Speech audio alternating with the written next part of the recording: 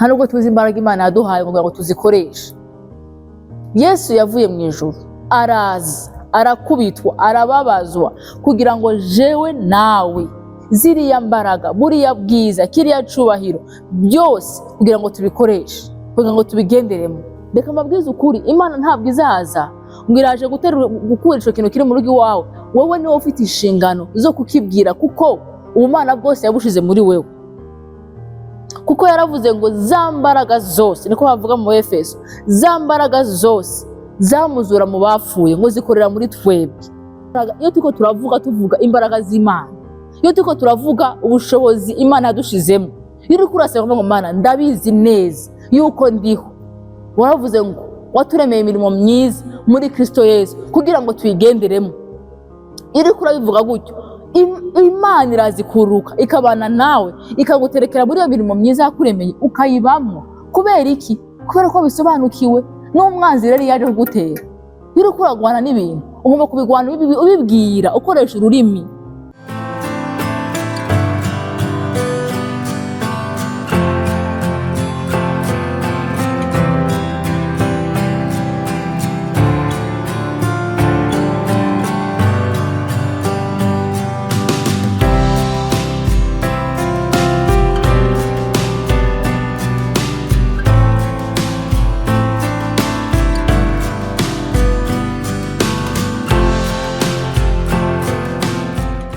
Twongeye gushimira Imana kandi Imana nyiri ubuntu, Imana nyiri imbabazi, Imana ituboneye kandi kano kanya ko gusangira namwe ijambo ry'Imana.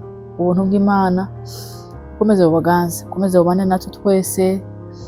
Twebwe Imana yagira ubwo buntu, tukishobora guhumeka, tukagira amaboko bikemera, tukavuga bigakunda. Ubu ni ubuntu bw'Imana.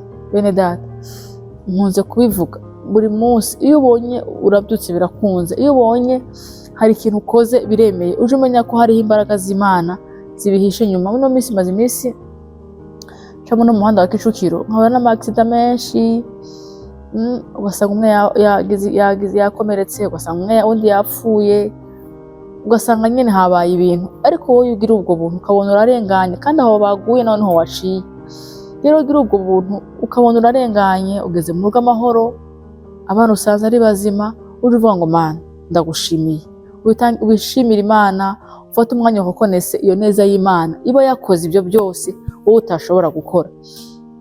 Rero neza y'Imana turayishimira, dushimira n'Imana abantu Imana ikomeje kurinda, impanuka ikomeje kurinda imihanda, iturindira mu ngo zacu.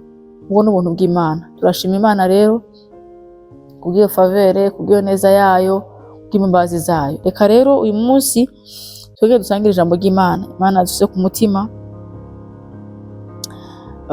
Je ijambo ry'Imana arikunda cyane, kandi ariko ndarivuga niyo meje kurivuga ngo umunezero mwinshi cyane, kuko ijambo ry'Imana nibwo buzima, nibwo tugize. Tudafite ijambo ibyo twakora byose byaba ari iby'imfagusa, ariko ijambo ry'Imana nibwo buzima, nibwo bituma tumenya ngo turi bande, nibwo ridusobanuka, duhishurira ubukuru bw'Imana n'icyo Imana dushakaho. Rero reka dusome ijambo riri muri Mwitangiriro. Dusome mu Itangiriro igice ca 4 umurongo wa 7.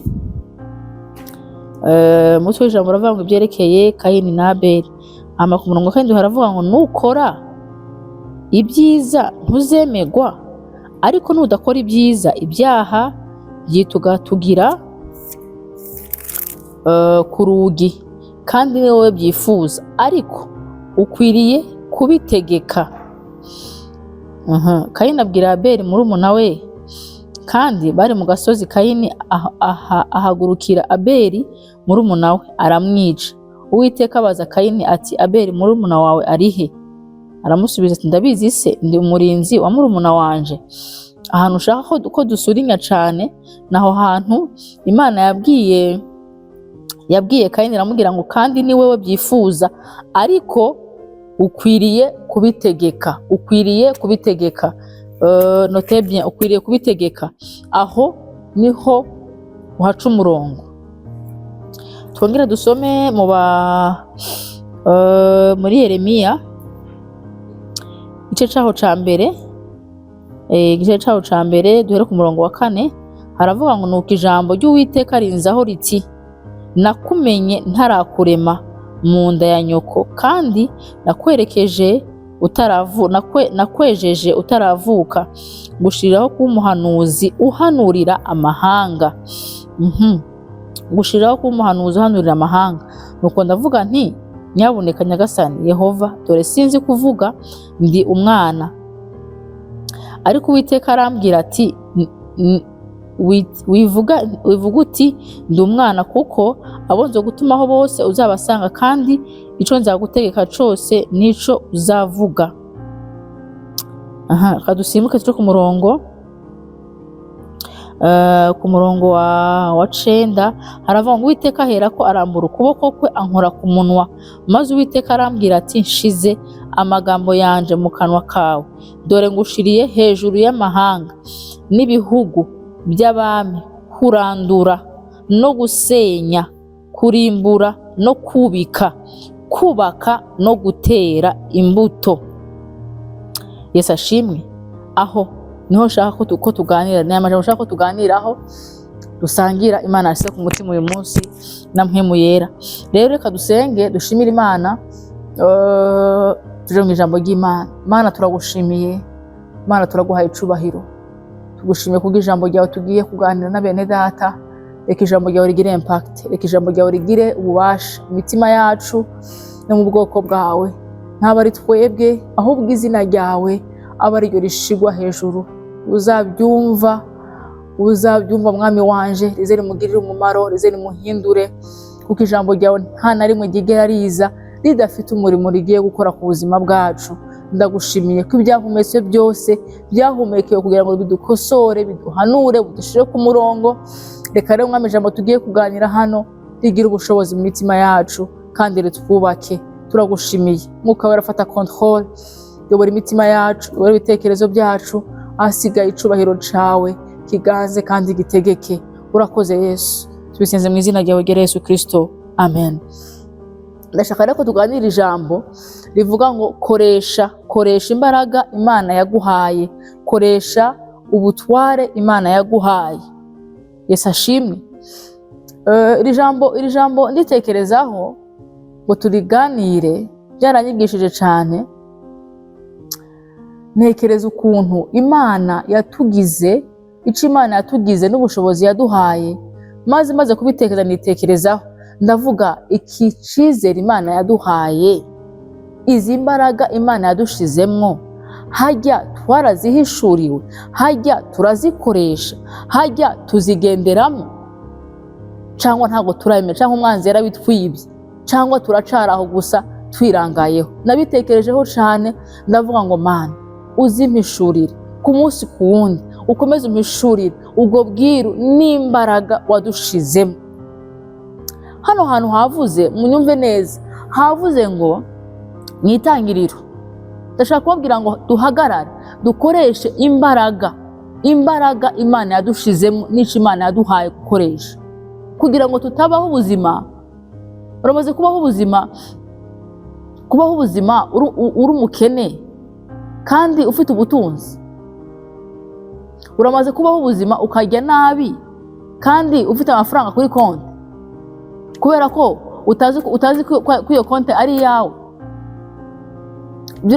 Mumaze kubona ko biteye agahinda, umuntu akabaho ubuzima bubi kandi Imana yaramuhaye ibintu byose agomba gukoresha kugira ngo abashe kubaho neza. Niko tubayeho uno munsi, ntabwo tuzi ico Imana yatugize, nta nubwo tuzi imbaraga Imana yaduhaye kugira ngo tuzikoreshe. Yesu yavuye mu ijuru, araza, arakubitwa, arababazwa, kugira ngo jewe nawe ziriya mbaraga, buriya bwiza, kiriya cubahiro byose kugira ngo tubikoreshe, kugira ngo tubigenderemo.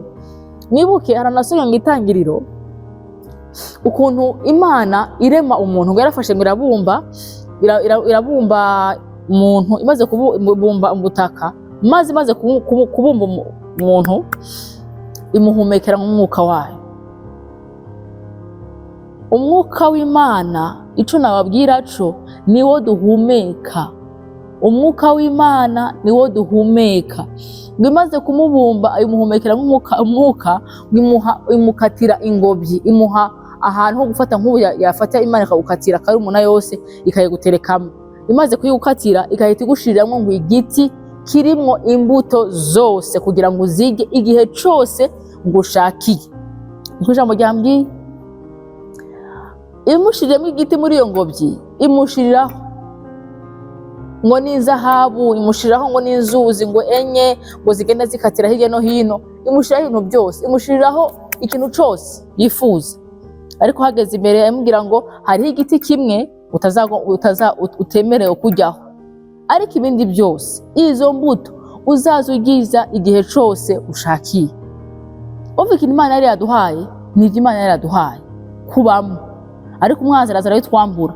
Ariko mu nyuma Yesu araza kugira ngo abidusubizemo, aduhiriye autorite yose umwanzi yari yaratwambuye.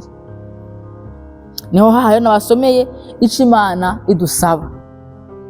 Imana ntabwo izafata iduhe nko kuri mwana aba afite ibiryo biri imbere yiwe, umwana mukuru canke umuntu mukuru nyene, ngo ategereze ko umuntu aza kumugaburira.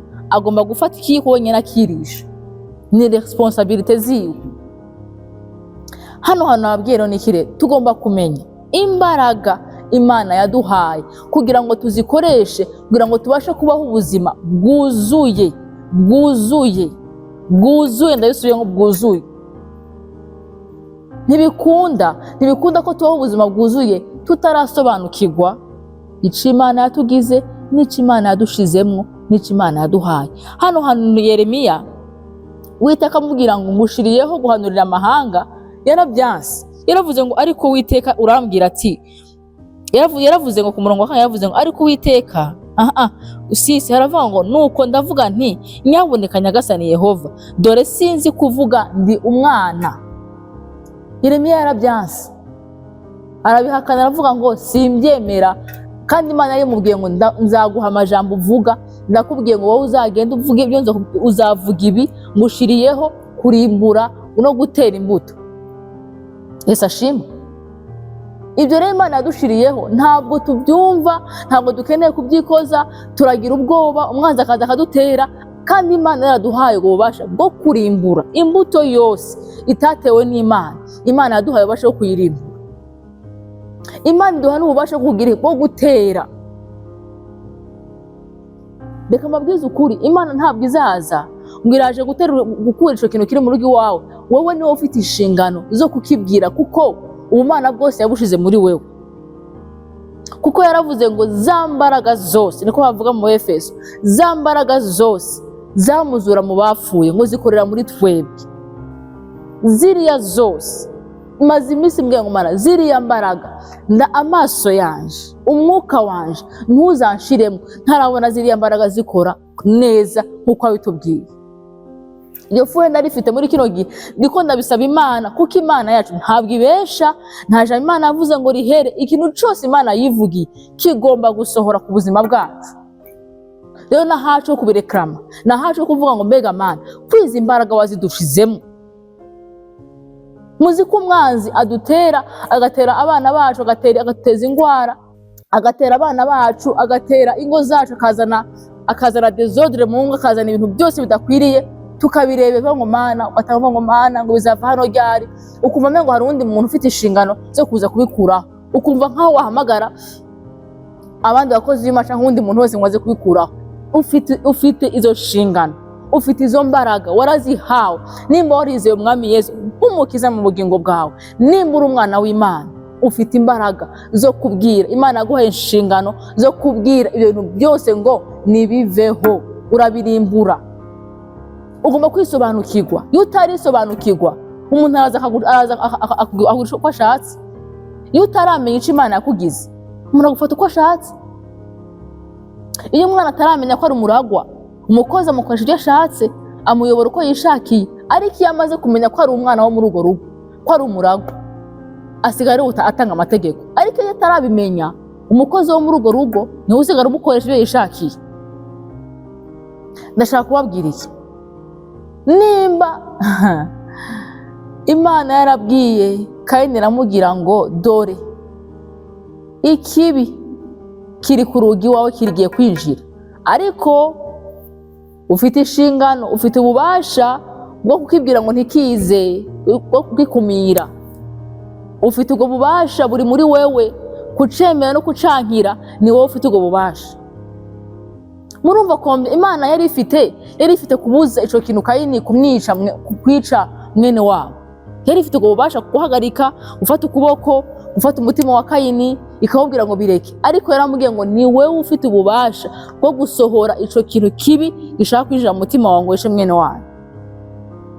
Ngo dore ikibi kiri tukatuza imbere y'urugi rwawe, kiragushaka, ni wowe ufite rero iki inshingano n'imbaraga zo kugikuraho, zo kucankira ko cinjira. Je kubabwira ngo Imana, ndiko ndashaka ngo twumve ico Imana yatugize, ico Imana, ubwo bubasha Imana yaduhaye. Niyo yaduhaye dufite responsabilité, dufite ububasha, dufite autorité ku kintu cose kiza gishaka kwinjira mu rugo wawe. Ufite kwibwira ngo sohoka mu izina rya Yesu, ubwira ngo sohoka, nta bubasha ufite ko hano mu rugo wanje, sohoka kandi kikagenda.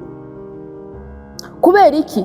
Uri muri twebwe, uwadupfiriye arakomeye kurusha uri mu bisi. Niwe ufite kubwira ico caha, kugira ngo wa mwuka w'ubusambanyi, wa mwuka w'ubusinzi, wa caha wambase, ufite kukibwira ngo sohoka. Nta wundi muntu uzaza kugira ngo genda, wewe niwe ufite kugira ngo sohoka, ukirinda abo bantu mugenda mujana gusinda, ukabirinda ukabahunga. Niwe ufite izo nshingano. Ntago Imana izaza ngo iguterure igukura aho hantu wowe utahagurutse ngo uhave.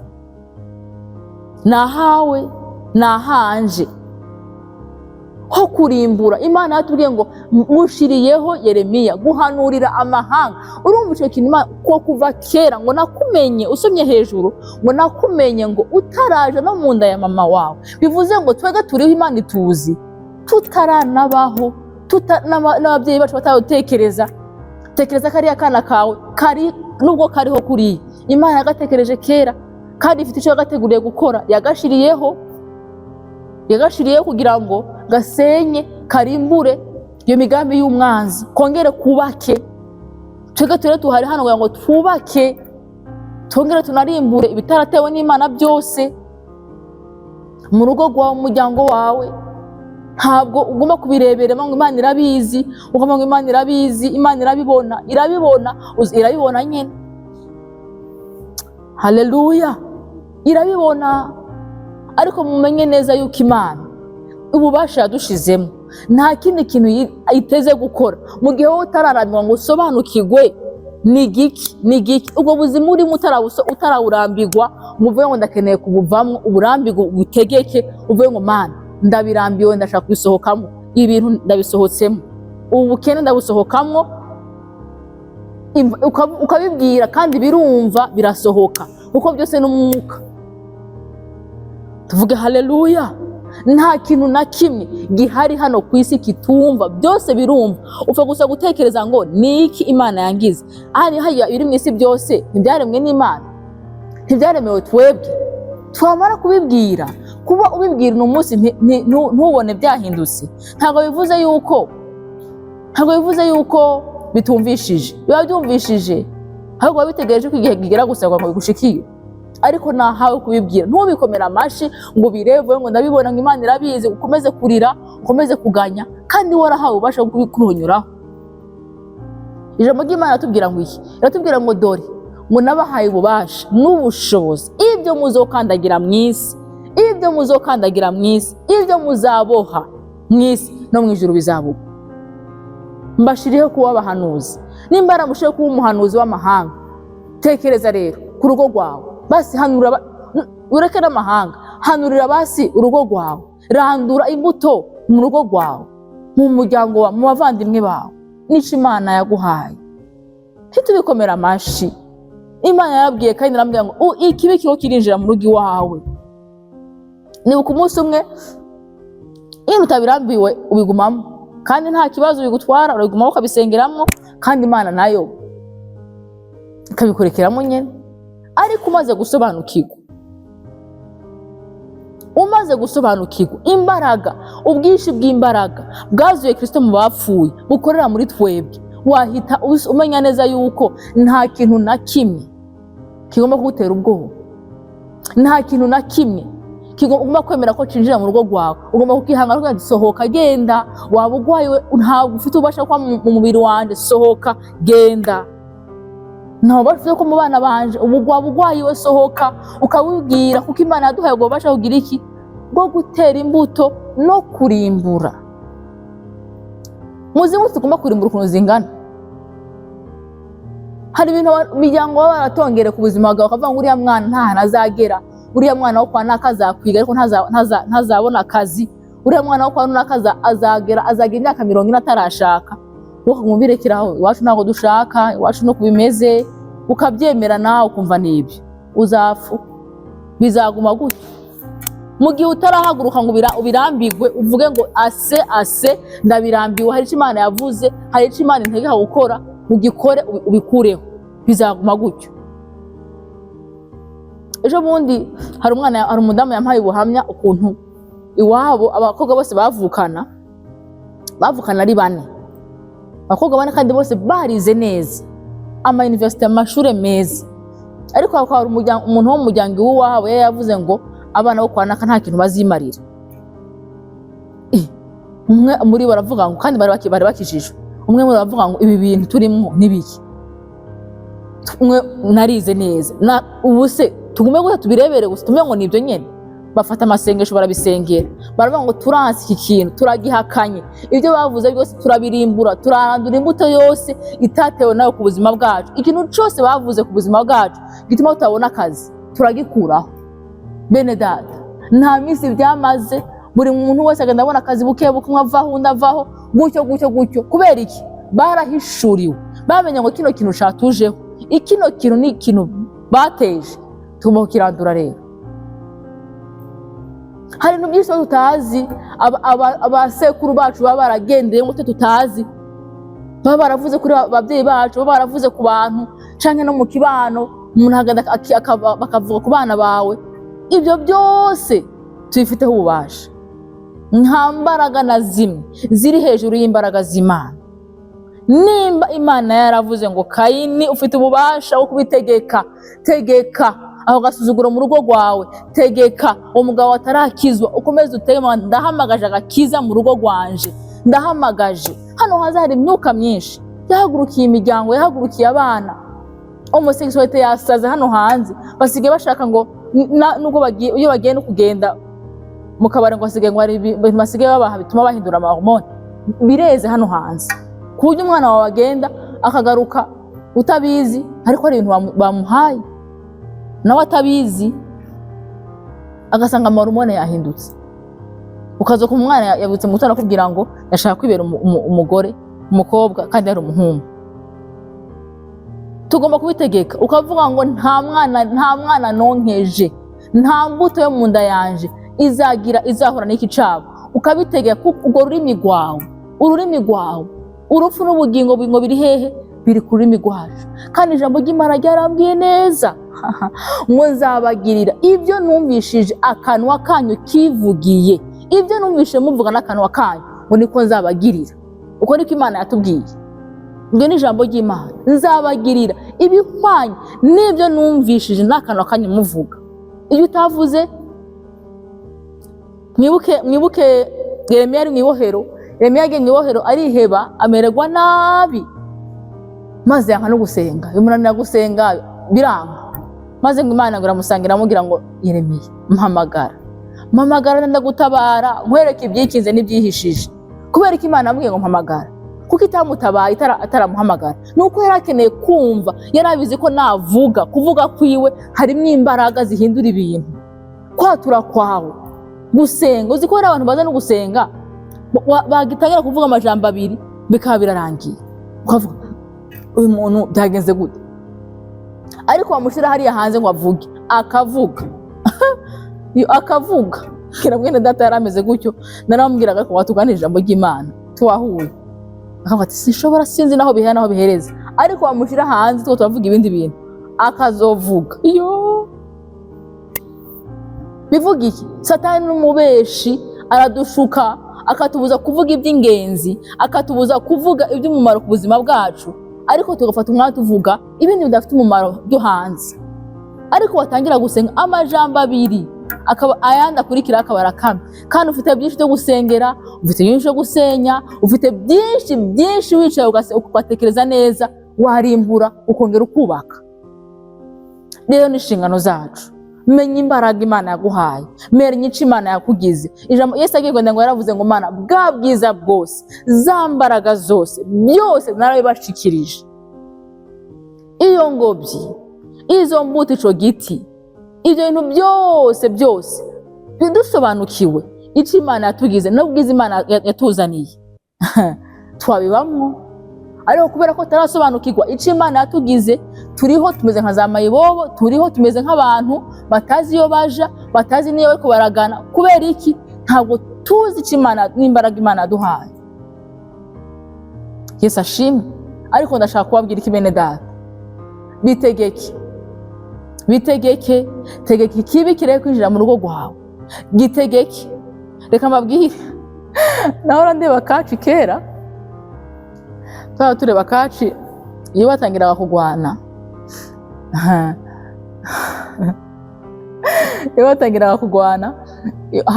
hari ukuntu haza umwe mu baje kugwana agatangira kuza avuga ibigambo byinshi, agatangira kumubwira amajambo, wa muntu agatsindwa ataragwana. Abantu tuba dukunda kuyiraba nagira barabyibuka.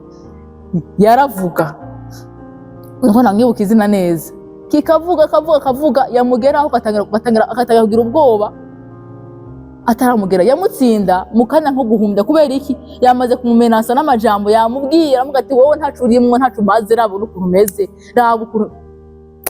Ururimi rero, ururimi rwacu, iyo turiko turavuga imbaraga, iyo turiko tuvuga imbaraga z'Imana, iyo turiko turavuga ubushobozi Imana yadushizemo, iyo uriko urasaba ngo Mana ndabizi neza yuko ndiho, waravuze ngo waturemeye imirimo myiza muri Kristo Yesu kugira ngo tuyigenderemo.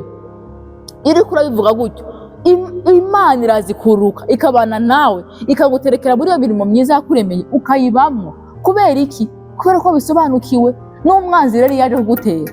Iyo uriko uragwana n'ibintu, ugomba kubigwana ubibwira, ukoresha ururimi, kuko n'umwanzi mu kugutera akoresha nyene amajwi n'amajambo. Hari abantu jewe hakunkubita, hakumbwira ijambo ribirimba baza wafu nkubita. Ijambo ni ikintu kibi cyane. Rero koresha urwo rurimi rwawe, ubwire umwanzi ngo nimba ari ubugwayi bubwire, urandure, urebe kumva yuko hari uwundi muntu ufite inshingano zo kuza kubigusengera ngo bikuremo. Nta wundi muntu. Twega nubwo twagufasha gusenga, turagufasha, tukababara, hari murago umutwaro ukumva urababaye, ukumva wese mu mwanya wiwe.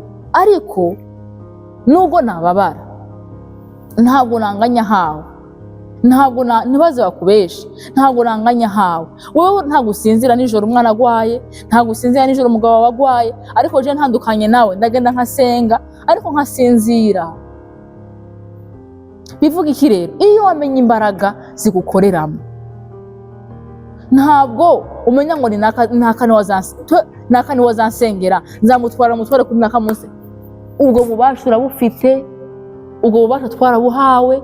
Imana niyo yatubwiye ngo ngushiriyeho guhanurira amahanga, ngushiriyeho ni wewe guhanurira amahanga. Umva ubwo bushobozi Imana yagushizemo, bimenyereye. Byuka mu gitondo. Nigeze twimukira ahantu dutuye, twimukiye nyene mu nzira ya chantier nyene itarimo ikintu na kimwe, ariko nta makaro yari arimo. Hari umudamu twasengana yari ampaye igitapi c'ikimokete nkasasamwo kubera ko nyene yari chantier nyene. Aho nkumvira anjyoheye, kubera ko ari inzu yanjye, nkumvira ryoshe, ntaco byari bimbwiye, numvaga binshimishije. Ndakubura, hari ukuntu wasukaho utuzi ukazura kubura, mu gitondo ugasura kandi ugakubura, nkumva ndanyuzwe, nkumva biranshimishije, nkumva ndineze ngo Mana warakoze kuntuza n'ukuri. ariko igihe kimwe ndavuga hari nko mu kwa 10 ndavuga mana aya ndabirambiye akavumbi karandambiye ndavuga ko mana nicaye mu isaro muko arambye no muri rambye ngo ndavuga mana buriya wowe ahantu wowe hicaye byakuryohera wampaye amakara amafaranga ntuyafite ubu muri isi yose ubuze amafaranga yo kumangura amakara ndavuga ndabitegetse sinzi mu mpande zine z'isi sinzi aho amafaranga aherereye ariko amafaranga ndazi ko hari hano mu kirere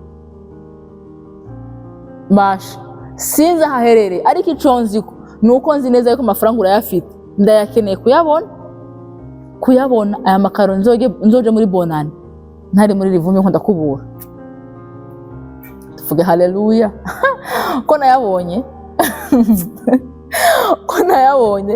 umushuti wanje haciye nk'amasaha nuko ntibyamaze nkanya guhumba haciye nk'amasaha nk'atatu nsengero sengesho narabwiye mana mwituze no mu gutekana ngo niho ukorera ndakeneye ndatuje ndategereje ko ukora kino kintu ndagitegereje waravuze ngo dutegeke maze iminsi numva binjoheye ariko no munsi ndabirambiwe sinamenye mwene data barahamagaye yari afite umugabo akorera hanze yaramaze igihe afite ukuntu akunda kugwara tukafasha gusenga hama abarahamagaye arambwiye ngo duhuriye muri ville ikintu ndaguha ndavuga ose si bitangaza Imana igiye gukora mandagiye ko sinari ndabyiteze sinari nzi neza yuko ari wowe Imana yakoresha vure Yesu we ndabona amafaranga arambwiye ngo numvushaka naguhezagira nkaguha iyi envelope yo ndavuga sha ntago ari wikoresheje aya mafaranga avuye mu ijuru tuvuge haleluya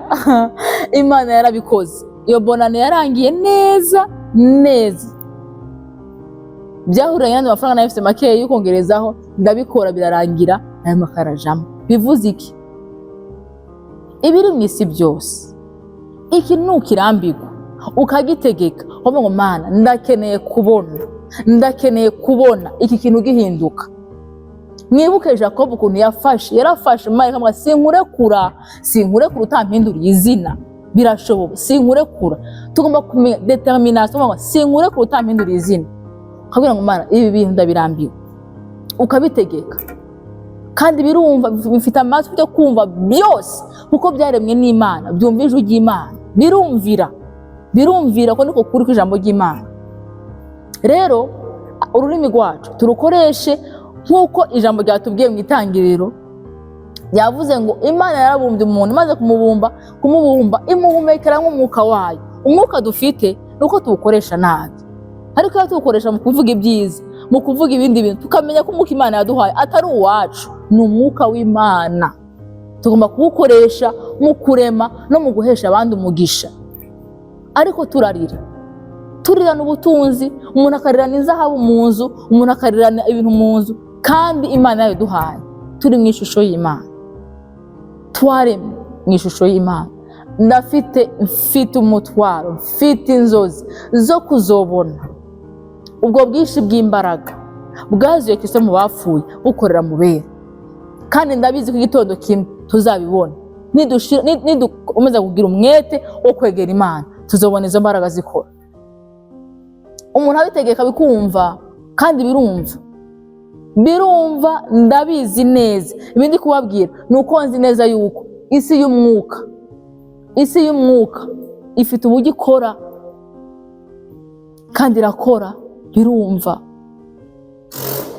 uzarebe iyo wagize inzozi pana zimwe z'umuruho ukagira inzozi ubona ibintu mu gitondo uzarebe kudasanga byabaye bivuga iki mw'isi y'umwuka hari aho biremeka hama bikabona bigize iki biraje kandi iyo bitegetse birumvira rero bene data tubitegeke nimba Imana yatubwiye ngo ngushiriyeho kurimbura gusenya kurandura no gusenya no kurimbura no kubika no kubaka no gutera imbuto ndakubwira mwene data ubereyeho gutera imbuto ubereyeho kubika ubereyeho kubaka ubereyeho no gutera rero ntabwo ushobora kubika utaramenya ko wabihawe ntabwo ushobora gutera imbuto udafite imbaraga ntabwo ushobora kubaka utarasobanukirwa n'ico Imana deja yakugize.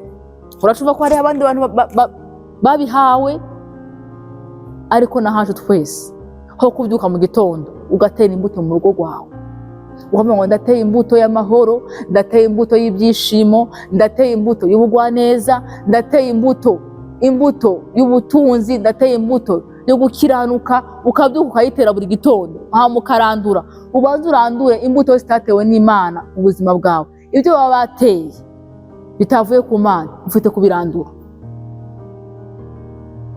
Tuvuge haleluya, haleluya, yo haleluya. Dufite ububasha bwo kurandura imbuto yose itatewe n'Imana, kandi iyo mbuto itatewe n'Imana yose igomba kurandurwa mu buzima bwacu no mu ngo zacu no mu bana bacu, kuko Imana yacu ni Imana y'inyembaraga. Koresha ururimi rwawe, koresha umwuka wawe mu kuvuga. Imana igutereke muri iyo ngobyi, Imana idutereke muri iyo ngobyi irimwo igiti c'imbuto turya igihe cyose dushakiye. Idutereke muri iyo ngobyi irimwo inzuzi zitemba, idutereke muri iyo ngobyi irimwo inzuzi zitemba zirimo n'inzahabu. Abahe dutereke ubyature, kuko nibyo Imana yaturemeye kubamwo. Yesu ashimwe. Yaturemeye imirimo myiza kuva kera tutarabaho. Imirimo myiza ni iyihe rero? Niyo guhanurira amahanga, niyo gusenya imigambi y'umwanzi, niyo gusenya ikintu cyose kizindukira ku rugo rwawe, kizindukira ku baturanyi, kizindukira hehe, ngo wowe bihanure uvuge ngo ibi bintu ntabwo bikwiye kubaho. Kubera iki? Kuko Imana yanshiriyeho. Ico Imana yanshiriyeho ni iki? Kugira ngo mpanurire amahanga, kugira ngo ntere imbuto, kugira ngo nubike, kugira ngo senye ikintu cyose kitashizweho n'Imana. Ni wewe. Birababaje, birateye n'agahinda kubaho ubuzima witongura umwana w'Imana ntumenye autorité Imana yaguhaye. Nimba uri umwana w'umwami, nimba uri umwana w'umwami, ugomba kuba nk'umwana w'umwami. Umwana w'umwami ntagasabiriza, umwana w'umwami nta kintu kimukanga, abyuka mu gitondo agategeka. Umwana wa perezida ahantu umudugudu wose agiyemo arategeka. Iyo asaze ikintu kitameze neza aravuga kino kintu ntabwo gikwiriye hano, akamenya uburyo. Umwana w'umwami n'umwana w'umwami nyine. Rero turi abana b'umwami. Umwami Data wa twese waremye isi n'ijuru. Reka umuntu wese ahari, umuntu wese ahari ariko aravuga ngo Imana irabibona. Imana irabibona nibyo, ariko nutiyambura iryo koti ry'ubunebwe, nutiyambura iryo koti ryo kubireberera, bizaguma gutyo. Nutavuga ngo reka nsengere urugo rwanjye, reka mpaguruke ntere imbuto mu muryango wanjye, bizaguma. Imana yabwiye Kayini, iramubwira ngo Kayini ngo birinjire, ariko wowe wabasha kubitegeka ntibyinjire. Nutabitegeka bizaguma uko. Ntiyabitegetse, byarangiye yishe murumuna we, arapfa maze abona igihano. Rero natwe dufite ubwo bubasha bwo gutegeka ikibi cyose kitinjira mu ngo zacu, kitinjira mu mitima yacu. Icaha cyose ufite ukibwira ubonye kigiye kuza, kugira ngo subirayo ukacirukana, ukanahunga. Nibuke Joseph ko yahunze, yarahunze ntabwo yahagumye. Yaza kuhaguma ngo Imana irahamukura, iri kuhamukura gutese, ariko yaravuze ngo reka nirukane, ariruka. Iyo rero wamaze gusobanukirwa ico Imana yakugize n'uburenganzira bwawe, urabuharanira uvuga ngo Mana ndakeneye. Nibuka abakobwa ba Serufuhadi baravuze ngo ibi bintu ni ibiki? Ibi bintu ni ibiki ko bagiye kutura gakondo zacu bimeze bite? Maze bararovandika. Bari baravuze yuko abakobwa muri Isirayeli batagira iki, batagabana ubutaka, ariko baravuga ngo ya reka duhaguruke duharanire uburenganzira bwacu, tuvuge ngo turakeneye ibyacu ko bitugarukira. Byagenze gute? Byarabagarukiye. Kubera iki? Iyo badahaguruka bakabireberera gute gusa ngo baravuze, ngo byaravuzwe, bari gukomeza gutyo n'ubwo butaka bwa base bwitwariye abandi. Bene data bakundwa, bavandimwe, ndabinginga mumenye ico Imana yatugize, mumenye yuko turi abana b'umwami. Usohoke wumva yuko uri umusirikare, usohoke wumva yuko uri umuntu udasanzwe mu bwami bw'Imana. Wahawe ububasha bwo gutegeka ibiri mu isi byose, byose ubifiteho ububasha. kubitegeka kandi birakumvira. Rero dusabwe iki? Kumenya umwuka wacu Imana yaduhaye, yaduhumekeyemo uburyo tubukoresha, dukiranukira Imana, tubaha Imana, tuyihesha icubahiro. Hama hasigaye dutegeke rero ukuntu twumvira ijambo ry'Imana rituganze. Ubuntu bw'Imana bubasange, bubatahuze ico Imana n'imbaraga Imana yadushizemo. Za mbaraga ngo zazura Kristo mu bapfuye ngo zikorera muri twebwe. Mwene data, ufite imbaraga. Imbaraga warazihawe zo gusenya, zo kubika, nizo gutera imbuto yose y'amahoro, y'ibyishimo, yo kugendererwa, yo guhindurirwa amateka. Ufite ururimi rwawe niko rwahawe kugira iki? Kubitegeka. Yesu ashimwe. Nta kindi kintu na kimwe kizabasha kubihindura usibye urwo rurimi rwawe. Ko biravuga neza ngo nzabakorera, nzabaha ibyo niyumviye, muvugisha akanwa kanyu n'amatwi yanyu niyumviye, nibyo nzababwiriza. Hagize arenza kubyo tumvishije. Oya. Yesu ashimwe. Bibiri kambwira ngo urupfu n'ubugingo ngo biri ku rurimi rwanyu, ku rurimi rwacu. Rero bene data, Imana yatumenye kera, itumenya ngo ituremeye imirimo myiza muri Kristo Yesu kugira ngo tuyigenderemo. Muri iyo mirimo myiza rero Imana yaturemeye harimo kumenya ico yatugize. Iyo mirimo myiza ntabwo twayikora tudafise izo mbaraga z'Imana, tutaramenya ko imbaraga z'Imana zikorera muri twebwe zigomba kumenyekana mu batuye isi bose. Izo mbaraga z'Imana zizamenyekana à travers nous. Rero ndakwinga mwene data, menya imbaraga Imana yaguhaye. Imana yaguhamagariye kugira iki? Kurimbura, gusenya, no kubika, no gutera imbuto, no kurandura imbuto yose itaratewe n'Imana. Hama wowe ugatera imbuto yose ikwiriye ku buzima bwawe no ku rugo rwawe. Ahasigaye icubahiro c'Imana kikazamuka mu buzima bwacu. Imbuto yose yatewe n'umwanzi, imbuto yose yatewe n'umuryango wawe, igaterwa mu buryo wowe utazi, uyifiteho ububasha bwo kuyirandura. Yaba ari uburwayi, yaba ari ugushaka gusenyera urugo, yaba ari imbuto yo gushaka kunaniza abana bawe, yaba ari imbuto ishaka kugira iki? Kukwicira mu byaha. Iyo mbuto yibwire ngo ndashaka ko iranduka muri jewe. Rero ijambo ry'Imana rituganze. Imana duhana umugisha. Reka dusengere muri iri jambo. Umuntu wese ndashaka ngo dusenge tubwire Imana ngo Mana, imbuto yose utaratewe nawe turayirandura, turayirandura. Buri muntu wese yisengere, tubwire Imana ngo imbuto yose itatewe nawe ku buzima bw'abana bacu, imbuto yose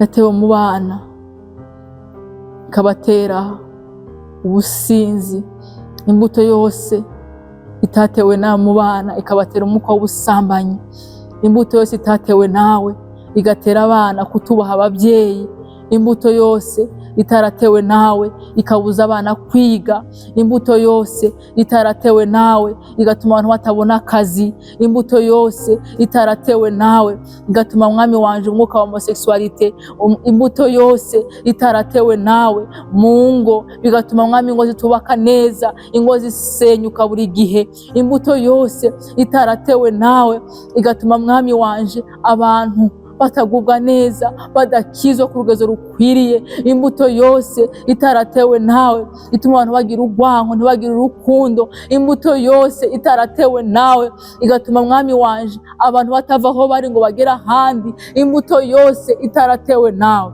ndayiranduye mu izina rya Yesu, ndayiranduye mu izina rya Yesu, ndayiranduye mu izina rya Yesu. Ndavuze ngo reka imbuto yose itaratewe nawe irandurwe muri kano kanya mu izina rya Yesu. Turayidetwije, turayinanije, turayisenye mu mbaraga n'ubushobozi waduhaye. Waravuze ngo dore mbahaye ububasha n'ubushobozi, ibyo muzaboha mu isi no mu ijuru bizabuko. Ndaboshe uwo mwuka, ndananije iyo mbaraga, ndasenye, ndubitse ikintu cyose kitatewe nawe ku buzima bwacu, ku miryango yacu, ku bwoko bwawe. Turavuze ngo Mana, nikirandugwe, nigikugwe muri urwo rugo, nigikugwe muri abo bana. Turavuze ngo turateye imbuto y'amahoro, turateye imbuto y'ibyishimo, turateye imbuto y'ukubaka urwo rugo rukagenda neza, turateye imbuto y'uko abantu batwita inda zigakura bakazibyara. Iyo mbuto umwanzi yateye y'uko abantu batwita inda zikavamo hataragera ko zivuka, iyo mbuto ndayiranduye mu izina rya Yesu Kristo. Ndavuze ngo reka imbaraga zawe zimanifeste, zimanuke, zihindure, zikureho ikintu cyose kitatewe nawe Mwami. Reka icubahiro cawe, reka ubwami bwawe, reka gukomera kwawe, reka ubwiza bwawe, reka ibendera ryawe abe ariryo rizamuka Mwami. Ndarandura imbuto yose, ndarandura imbuto yose itatewe nawe ishaka gusenya ingo. Ndarandura imbuto yose itatewe nawe ishaka gutuma abantu badakora akazi neza.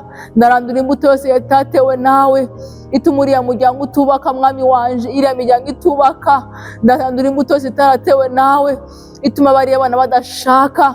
Oh la basanda la bolia madanda la zalinda la dola manda la saya. Reka iyo mbuto, reka iyo mbuto irandugwe, reka iyo mbuto irandugwe, maze tudateye imbuto iri kontrere ibyo bateye. Turavuguruje imvugo yose yavuze kuri uwo muryango, ndavuguruje imvugo yose yavuze kuri abo bana. Ndavuze ngo abana bazaba imitwe, abana basabira ubwenge, abana bazaba abantu badasanzwe. Ndatera imbuto y'agakiza muri uwo muryango Mwami. Urakoze Mwami, urakoze gitare cy'amahanga, urakoze ko Mwami wanje buri muntu wese amenye ico wamugize, ico wamugize. Wamugize umwami n'umutambyi, watugize abami n'abatambyi, watugize abami n'abatambyi mu bwami bwawe. Waduhaye gutegeka, waduhaye gutegeka. Ijambo ryawe rirambwira ngo umuntu niki aho mugenderera, cyangwa umwana w'umuntu aho umwibuka. Wahabuzeho gato cyane, mutunganishe n'Imana rurema, utunganishe n'Imana. Nimba harabuzeho gato ngo utunganishe n'Imana, dukore iki bingana n'aka kabuzeho gato, bitunganisha n'Imana. Turi abana b'umwami, turi abana b'umwami. Abana b'umwami ntabwo babaho ubuzima buri miserable. Abana b'umwami babaho Mwami wanje bava mu bwiza baja mu bundi. Ndagushimiye Mwami, ndaguhaye icubahiro, kuko uyu muntu imbuto y'ubukene yatewe mu rugo rwiwe ndayiranduye. Kuba afite ubukene ntabwo Mwami wanje, oya turabyanze. Ndarandura iyo mbuto y'ubukene mu rugo rwiwe, ndarandura iyo mbuto ituma aguma asubira inyuma, ndayanze. Ndatera imbuto itandukanye niyo wateye mu rugo rwiwe. Turatera imbuto yo kwaguka, turatera imbuto yo kwagurirwa imbago, turatera imbuto yo kwagurirwa Mwami wanje, kuko ijambo ryawe rirambwira muzatumara ubukene bwacu bwose. Genda umare ubukene uwo muryango, genda umare ubukene urwo rugo, genda umare ikintu cyose umwanzi yateye. Ndasenye, ndubitse ikintu cyose umwanzi yashizeho Mwami wanje kuri urwo rugo. Icubahiro cawe reka kiganze, icubahiro cawe reka gitegeke. Ubwo bugwayi umwanzi yateye muri uwo muryango, ubwo bugwayi umwanzi yateye kuri abo bana, ubwo bugwayi umwanzi yateye kuri uwo mubyeyi, ndavuze ngo ya iyo mbuto ndayiranduye, iyo mbuto ndayiranduye, maze nteyemo ubuzima, utransferemo ubuzima, kugira ngo icubahiro cawe ikomeze gitegeke. Ibendera y'intsinzi reka ikomeze itegeke mu buzima bwacu. Hindura ubuzima bw'abantu, abantu bagenda n'icubahiro cawe, bagenda n'ubwiza bwawe. Uwo mwuka waduhumekeyemo tuwuhumeke, tuwuhumeke tuvuga iby'icubahiro cawe, tuwuhumeke tuvuga dutegeka ibyo watubwiye gutegeka. Tureme, tubeho ubuzima bwuzuye, kuko waraje kugira ngo ibyo Adamu wa mbere yatwambuye, waraje kugira ngo tubisubirane, tugende n'icubahiro cawe n'ishusho yawe. Ibendera ryawe reka rizamuke, uduhe ubwo bwiza bwawe n'ishusho yawe umwanzi yari yatwambuye, tuyigenderemo, tubimenye ko waje kuyitwambika, kandi wadushize muri iyo ngobyi. Reka iyo ngobyi irimwo ibyo bintu byose watubwiye, iyo ngobyi irimwo mwami wanje, haleluya, igiti kirimwo imbuto z'uburyo bwose ngo tukirye igihe cyose tugishakiye. Reka mwami wanje iyo ngobyi tuyibemwo mwami. Ndagushimiye iyo ngobyi iri mu ruzi, iyo ngobyi iri mu zahabu, iyo ngobyi irimwo kumvira kutaya igiti, iyo ngobyi irimo kumvira ico utubwira no kugendera mu bushake bwawe. Mana, uduhe kubigenderamo, uduhe kugendera mu bushake bwawe no mu rukundo rwawe. Icubahiro cawe kibe muri twebwe, tukigendane. Ahasigaye mwami wanje, abadukomokaho n'abari iruhande rwacu bazamenye yuko hariho Imana ikora cane, ikorera mu bwoko bwayo, ikorera muri twebwe. Tubisenze mu izina ryawe Yesu Kristo wapfuye kandi akazuka. Amen.